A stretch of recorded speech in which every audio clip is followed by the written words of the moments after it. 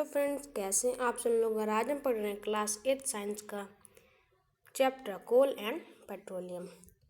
तो फ्रेंड्स, आप तो जानते होंगे कि कोल और पेट्रोलियम क्या होता है। तो फ्रेंड्स, ये हमारा साइंस क्लास 8 का पांचवा चैप्टर है। तो आपने शुरू के 4 चैप्टर के वीडियो नहीं देखे तो प्लीज़ देख लीजिएगा। तो चलिए शुरू करते हैं। सबसे पहले हम देखते हैं रिसोर्सेस। तो friends, nature facilitates us with the facilities that are necessary to lead a comfortable life। एक अच्छी लाइफ जीने के लिए नेचर हमें बहुत सारी रिसोर्सेज देता है। जैसे कि हम जिस हवा में सांस लेते हैं वो हमें देता है। जो खाना हम खाते हैं वह देता है। मिनरल्स देता है, खनिज पदार्थ और सनलाइट और वाटर नेचर के थ्रू। तो इन सभी जो चीज़ों की ज़रूरत होती है उन्हें हम रिसोर्सेस कहते हैं। तो रिसोर्सेस हो सकते हैं नेचुरल या फिर मैन मेड।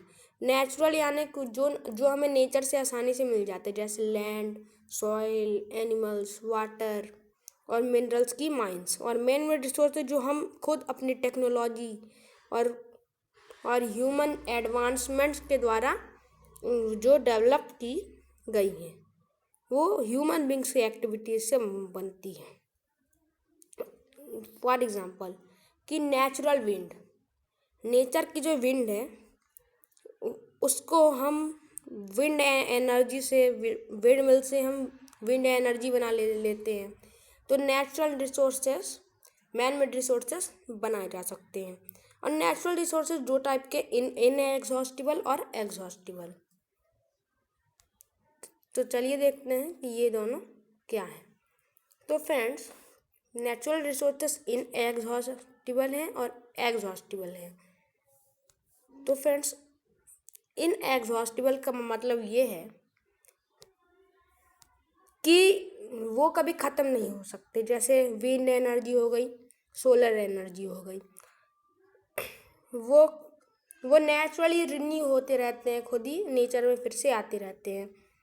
जैसे वो नेचर के लिमिटलेस क्वांटिटी में होते हैं। जैसे वाटर से हाइडल पावर बनती है, सॉइल से जियोथर्मल एनर्जी। तो ये कभी ख़त्म नहीं हो सकते।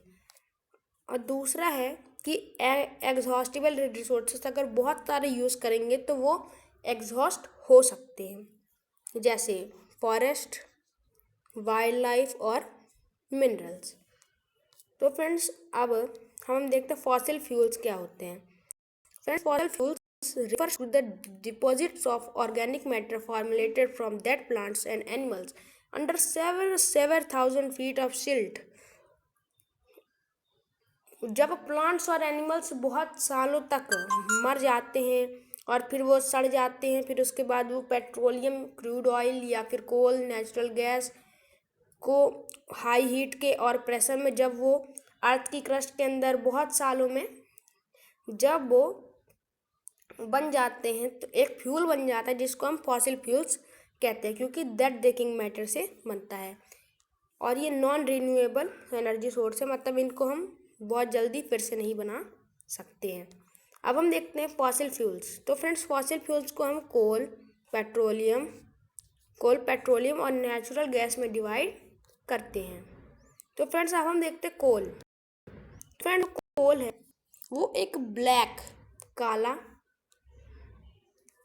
ब्लैक कलर्ड हार्ड सब्सटेंस, उसमें कार्बन, हाइड्रोजन, नाइट्रोजन, ऑक्सीजन और थोड़ा सा सल्फर भी होता है। इसके कुछ टाइप्स है friends, anthracite, bituminous, lignite. Anthracite जो है फ्रेंड्स वो हार्डेस्ट कोल है जिसमें बहुत सारा कार्बन होता है। और लिग्नाइट जो है उसमें लो कार्बन होता है लेकिन हाई ऑक्सीजन और हाइड्रोजन होता है।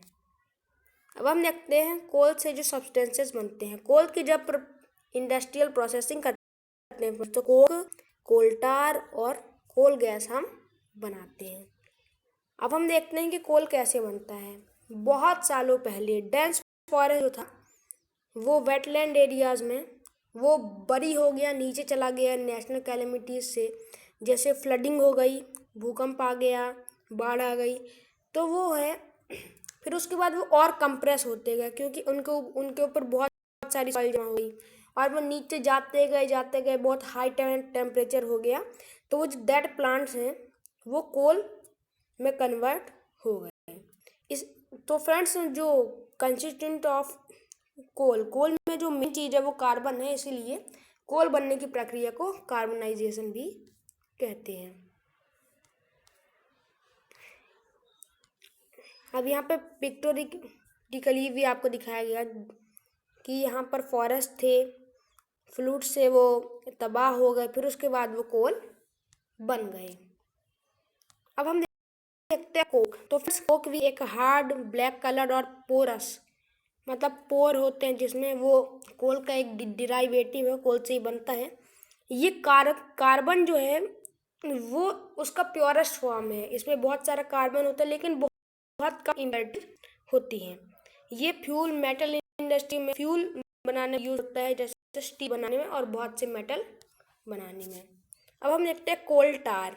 ये ब्लैक, थिक और विस्कस, ये जो है काला और मोटा और विस्कस या चिपचिपा लिक्विड है। इसमें 42% कार्बन होता है, 48% हाइड्रोकार्बन होता है और उसमें से जो बचता है वो वाटर के द्वारा ऑक्यूपाई होता है। ये जो है वो बहुत सी चीज़ों के स्टार्टिंग मटेरियल के रूप में यूज़ होता है फ्रेंड, जैसे synthetic dies, explosive, drugs, paints, perfume, photographic material और बहुत सी चीज़ों में। इसकी जो नेपथलीन बॉल्स होती है वो एक मॉथ रेपेलेंट में यूज़ होती हैं, वो भी कोल टार से बनती हैं। और जो कोल टार जो है वो मेटालिक रोड्स भी बनाने में यूज़ होता है। अब हम देखते हैं कोल गैस। तो फ्रेंड्स, कोल गैस एक ऐसी गैस है जो हाइड्रोजन, मीथेन और कार्बन मोनोऑक्साइड का मिक्सचर है। ये जो है बिटुमिनस कोल के फॉर्मुलेट करके उससे कोक निकाला जाता है। स्टीम जो है वो हॉट कोक के साथ जब रिएक्ट करती है तो प्रोडक्शन ऑफ गैस होता है और इसमें से कोल टार और कोक निकलते हैं।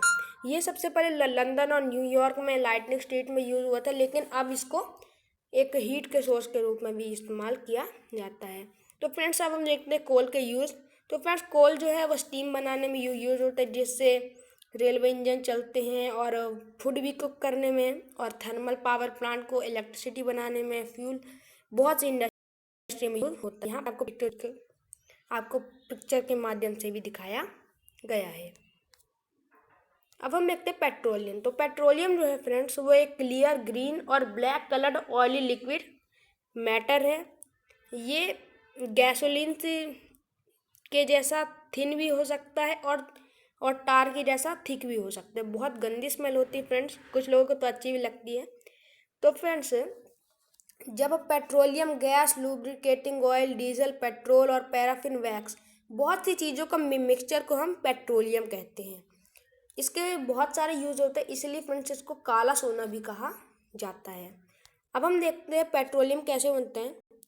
तो फ्रेंड्स, ये सी प्लांट्स और एनिमल्स से बनता है। जैसे जब वो जो सी प्लांट्स मर जाते हैं तो वो नीचे सेटल हो जाते हैं, तो फिर उनके ऊपर बहुत चिकले सैंड डिपॉजिट हो जाती हैं, उसमें बहुत सारी टेम्परेचर हो जाता है और एयर। तो ये जो है धीरे धीरे एयर के अब एब्सेंस में धीरे धीरे पेट्रोलियम में कन्वर्ट और नेचुरल गैस में कन्वर्ट हो जाते हैं। पेट्रोलियम जो है फ्रेंड्स उसमें बहुत सी चीज़ें होती हैं, इसीलिए पेट्रोलियम की जो कॉन्स्टिट्यूट को सेपरेट करने की प्रक्रिया, उनको हटाने की प्रक्रिया को हम रिफाइनिंग ऑफ पेट्रोलियम कहते हैं। अब हम देखते हैं।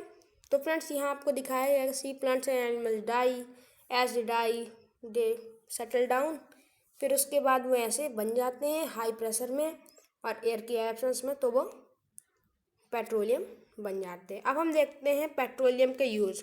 तो फ्रेंड, जो पेट्रोलियम है उसको गैसोलाइन, पेट्रोल और इंटरनल कंबशन इंजन में भी यूज़ होता है।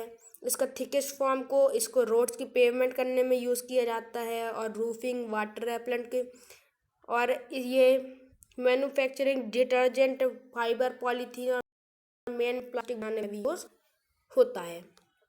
तो फ्रेंड्स, अब हमारा अगला है नेचुरल गैस, जो आपको घर में भी मिल जाएगा, और ये बहुत ही क्रूशियल फॉसिल फ्यूल है और ये बहुत ही क्लीन होता है।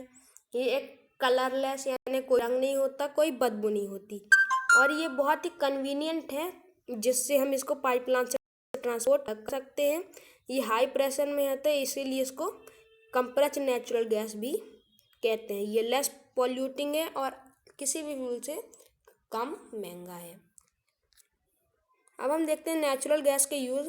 ये पावर जनरेशन में यूज़ होता है और ऑटोमोबाइल्स और व्हीकल्स को फ्यूल के रूप में भी यूज़ होता है। ये बर्निंग में भी यूज़ हो जाता है, इसीलिए कुकिंग सिलेंडर में इंडस्ट्रीज में एनर्जी बनाने के लिए इसका बहुत सा यूज़ होता है और ये केमिकल्स और फर्टिलाइजर्स बनाने में भी यूज़ होता है।